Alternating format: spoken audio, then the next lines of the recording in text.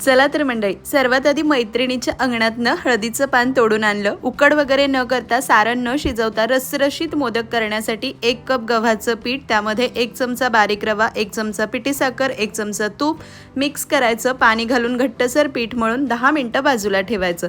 तोपर्यंत 1 वाटी किसलेलं सुकं खोबरं, अर्धी वाटी चिरलेला गूळ, वेलची पूड, खसखस घालून मिक्स करायचं। शिजवण्याची गरज नाहीये। तयार पिठाचे गोळे करून घ्यायचे। सुकं गहू पीठ लावून मध्यम जाडीची पारी लाटायची। 2 चमचे सारण घालायचं आणि अंगठा, तर्जनी आणि त्याच्या शेजारचं बोट अशा 3 बोटांनी छान कळ्या करायच्या। तर्जनी मध्ये ठेवायची आणि अंगठा आणि तिसऱ्या बोटाने चिमटी करायची।